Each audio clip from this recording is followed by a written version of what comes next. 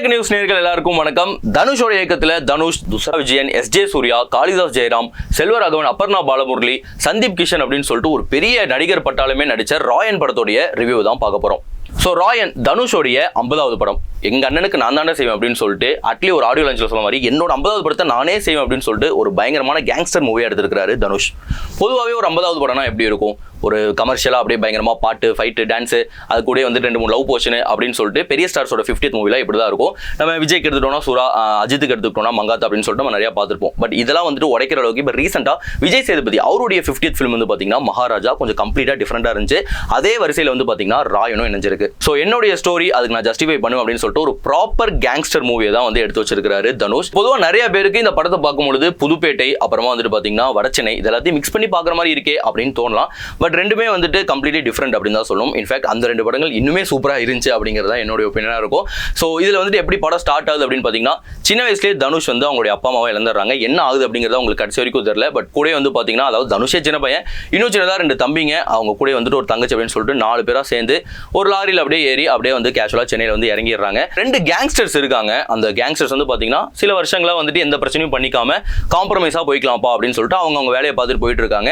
இந்த கேங்ஸ்டர்ஸ்க்கு நடுவில் எப்படி தனுஷோட ஃபேமிலி வந்துட்டு இன்வால்வ் ஆகுறாங்க, அது எவ்வளோ பெரிய பிரச்சனையாக தனுஷ்கே வருது அப்படிங்கிறதா ராயன். பொதுவாக ஒரு கேங்ஸ்டர் மூவினா நம்ம எப்படி இன்ட்ரடக்ஷன் வந்து எதிர்பார்ப்போம், பயங்கரமாக அப்படியே 2-3 பேர் அடிச்சுட்டு அப்படியே பறந்து வர மாதிரிலாம் எதிர்பார்ப்போம். அந்த மாதிரிலாம் எதுவுமே இல்லாமல் சிம்பிளாக மனுஷன் வந்து பார்த்தீங்கன்னா ஃபாஸ்ட் ஃபுட்டில் வந்துட்டு நூடுல்ஸ், ஃப்ரைட் ரைஸ்லாம் போட்டுட்டு இருக்காரு. இதுதான் தனுஷோட இன்ட்ரோவா இருக்கு. அப்படியே வந்து கான்ட்ராஸ்டாக எஸ்.ஜே. சூர்யாவுக்கு ஒரு பயங்கரமான பில்டப்லாம் கொடுத்துட்டு இது பண்ணுறாங்க. நான் சொன்ன அந்த 2 கேங்ஸ்டர்ஸில் ஒருத்தர் வந்து பார்த்தீங்கன்னா எஸ்.ஜே. சூர்யா. ஸோ தனுஷ் சின்ன வயசுல இருந்தே ரொம்ப ஷார்ப்பாக இருக்காரு. அவங்களுடைய தம்பிங்களாம் வந்து பார்த்தீங்கன்னா டே இருக்கிற தெரியாமல் இருந்துட்டு போயிடணும், எந்த பிரச்சனையும் போயிட்டு மூக்க நுழைச்சிடாதீங்க அப்படின்னு சொல்லிட்டு தான் வளர்க்குறாங்க. பட் ஸ்டில் அதையும் தாண்டி வந்து பார்த்தீங்கன்னா ஒரு தம்பி எப்படி இருக்காருன்னா, அண்ணன் என்ன சொன்னாலும் நான் கேட்பேன் அப்படிங்கிறாரு. இன்னொரு தம்பி வந்து பார்த்தீங்கன்னா அண்ணன் என்ன சொன்னாலும் அதுக்கு நான் அப்படியே மாற்றி தான் டிஃப்ரெண்டாக தான் ஏதாவது பண்ணுவேன் அப்படின்னு சொல்லிட்டு ஏதாவது பிரச்சனையை கொண்டு வந்துடுறாரு.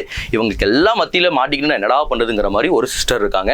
ஸோ ஒரு ஊரில் 2 கேங்ஸ்டர்ஸ் இருக்காங்க அப்படின்னா ஆட்டோமேட்டிக்காக அங்கே இருக்கிற போலீஸ்லாம் என்ன நினைப்பாங்க, இவங்களை வந்துட்டு எப்படியாச்சும் வந்துட்டு இங்கேருந்து கிளப்பி விட்டணும், இல்லை வந்துட்டு எந்த பிரச்சனையும் இல்லாத மாதிரி ஊரை பார்த்துக்கணும் அப்படின்னு நினைப்பாங்க. அதே மாதிரி தான் இங்கே பிரகாஷ் ராஜ் ஒரு போலீஸ் ஆஃபீஸராக வராரு. ஆனால் இவர் வந்து கொஞ்சம் டிஃப்ரெண்ட்டாக அவங்கள வந்துட்டு நம்ம போயிட்டு காம்ப்ரமைஸ்லாம் பண்ணுறத விட அவங்களுக்குள்ளேயே சண்டையை மூட்டி விட்டு எப்படியாச்சும் இவங்க எல்லாத்தையுமே அழிச்சிடணும் அப்படின்னு ஒரு பயங்கரமான ஒரு பிளானை போட்டு அதுக்கான சில வேலைகள்லாம் வந்து பண்ணுறாரு. படத்தோடைய ப்ளஸ் அப்படின்னு பார்க்கும்பொழுது மியூசிக் கண்டிப்பாக சொல்லி ஆகணும். ஏஆர் ரகுமான் கண்டிப்பாக நிறைய பேர் சொல்கிற மாதிரி படத்தில் ஒரு செகண்ட் ஹீரோவாகவே இருப்பார் அப்படின்னு சொல்லலாம். ரொம்ப தேவையான இடங்களில் மட்டும் சிம்பிளாகவே எப்போவுமே ரகுமான் எல்லாருமே என்ன சொல்லுவாங்கன்னா மேன் வித் ஃபியூ வேர்ட்ஸ் அப்படிம்பாங்க. அப்படி தான் இந்த படத்துலேயும் வந்து பார்த்தீங்கன்னா ரொம்ப தேவையான இடங்களில் மட்டும் ஒரு பயங்கரமான மியூசிக் போகிறது, இல்லை அவருடைய வாய்ஸ் அப்படியே பேக்ரவுண்டில் கொண்டு வருதுன்னு சொல்லிட்டு பயங்கரமாக வந்து பார்த்தீங்கன்னா ஸ்கோர் பண்ணியிருக்காரு. இன்ஃபேக்ட் அந்த உசுரே அப்படிங்கிற அந்த லைன் வரும்பொழுது தேட்டரே வந்து பார்த்தீங்கன்னா அப்படியே எங்கள் உசுரே எடுத்துக்கங்க அப்படிங்கிற மாதிரி ஒட்டுமொத்த ஃபேன்ஸ் வந்து சத்தத்தை போட்டு பயங்கரமாக வந்துட்டு பார்த்தீங்கன்னா ஒரு வைபை வந்து கிரியேட் பண்ணியிருந்தாங்க. அண்ட் கேங்ஸ்டர் படம் அப்படின்னாலே அதில் ரொம்ப முக்கியம் கண்டிப்பாக மியூசிக் தான்.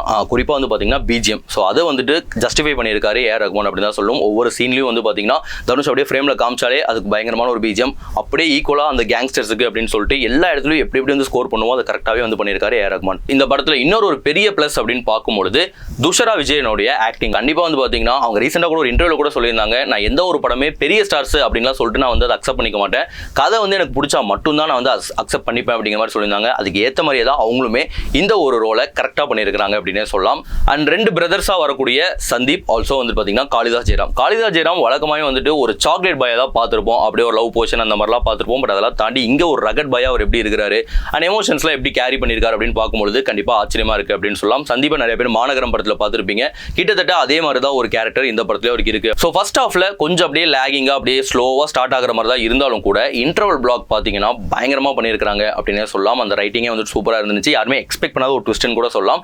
அண்ட் செகண்ட் ஹாஃப் அப்படியே பார்க்கும்பொழுது நிறைய ட்விஸ்ட் அண்ட் டர்ன்ஸ் இருக்குதான். பட் நிறைய பேருக்கு வந்து பார்த்தீங்கன்னா இந்த ட்விஸ்ட் அண்ட் டர்ன்லாம் இருக்கணுமா, எதுக்கு இதெல்லாம் வந்து பேசியே தீர்த்துருக்கலாமே, எதுக்கு இந்த மாதிரிலாம் ஒரு சீன் அப்படிங்கிற மாதிரி நிறைய பேருக்கு தோணி இருக்கலாம். ஏன்னா அந்த அளவுக்கு வந்து பார்த்தீங்கன்னா ஏதோ வாண்டடாக சில சீன்ஸ்லாம் திணிச்ச மாதிரி இருந்துச்சு. லைக் கதையை வந்துட்டு ட்ராகாக கொண்டு போகணுமே அப்படிங்கிற மாதிரியே சில சீன்ஸ்லாம் வச்ச மாதிரி இருந்துச்சு. அண்ட் படத்தில் மிகப்பெரிய ப்ளஸ் அப்படின்னு பார்க்கும்பொழுது அந்த படத்துக்காக போட்ட செட்டு தான். இது வந்து செட்டுன்னு வந்து ஃபர்ஸ்டே சொல்லியிருந்தாங்க. ஆர்ட் டைரக்டர் ஜாக்கி அவர் வந்து கண்டிப்பாக பாராட்டி ஆகணும். அது ஆர்டிஃபிஷியலான ஒன்று அப்படிங்கிறது தெரியாத அளவுக்கு அவ்வளோ ரியலிஸ்டிக்காக வந்துட்டு பார்த்தீங்கன்னா ஒர்க் பண்ணியிருக்காங்க. ஸோ ப்ராப்பராக அந்த சென்னையில் அந்த வடச்சென்னை சைடெல்லாம் எப்படி இருக்கும் அப்படிங்கிறதெல்லாம் அவ்வளோ அழகாக அப்சர்வ் பண்ணி அந்த வீட்டை சுற்றி இருக்கிற சின்ன சின்ன விஷயங்கள் அப்படின்னு சொல்லிட்டு அவ்வளோ டீட்டெயிலிங்காகவே பண்ணியிருக்காங்க. ஸோ ஆர்ட் டைரக்டருக்கு கண்டிப்பாக ஒரு ஹேட்ஸ் ஆஃப் கொடுத்தே ஆகணும். அண்ட் அடுத்ததா எஸ்ஜே சூர்யா, அதாவது அவருடைய வில்லன் ரோல் அவர் ஈக்குவலாக பண்ணாலும் அதுக்கு ஈக்குவலாக வந்து பார்த்தீங்கன்னா காமெடியுமே வந்துட்டு அந்த சீன் பை சீனில் வந்துட்டு அந்த டைமிங் காமெடி, ஒரு வேர்டில் பண்ணுற காமெடி, அவருடைய ரியாக்ஷன்ஸில் கொடுக்குற காமெடி அப்படின்னு சொல்லிட்டு பயங்கரமாகவே வந்து பண்ணியிருக்காரு. ஸோ அதுவுமே வந்துட்டு படத்தில் ஒரு கூடுதலான ப்ளஸ்ஸான விஷயம். அண்ட் செல்வராகவன், இவ்வளோ வருஷங்களில் தனுஷை வச்சு செல்வராகவன் நிறைய படங்கள் எடுத்துருக்காங்க. ஸோ ஃபார் தி ஃபர்ஸ்ட் டைமாக வந்து பார்த்தீங்கன்னா தனுஷ் அவங்க அண்ணனை வச்சு டைரக்ட் பண்ணியிருக்காங்க. ஸோ இவ்வளோ நாள் அவர் என்ன கற்றுருக்காரோ அதை அப்படியே வந்துட்டு அவங்க அண்ணன்கிட்டையும் எக்ஸ்பெக்ட் பண்ணி அதை அப்படியே ப்ராப்பராக என்ன வேணும் அப்படிங்கிறதையும் கேட்டு வாங்கியிருக்காரு அப்படின்னு கூட சொல்லலாம். கேமரா அண்ட் எடிட்டிங் அதுவுமே வந்து பார்த்தீங்கன்னா ப்ராப்பராக இருந்துச்சு அப்படின்னு சொல்லலாம். குறிப்பாக கேமரா வந்து நம்ம பாராட்டியே ஆகணும். லாஸ்ட்டில் அது ஆக்ஷன் சீக்வன்ஸ்லாம் காட்டும்பொழுது அந்த ஒரு 10 தலை ரெஃபரன்ஸை பின்னாடி வச்சுட்டு தனுஷ் எல்லாம் நடந்து வருது அப்படின்னு சொல்லிட்டு சில ஆங்கிள்ஸ் எல்லாமே வந்து பார்த்தீங்கன்னா ப்ராப்பராகவே வந்து பண்ணியிருந்தாங்க.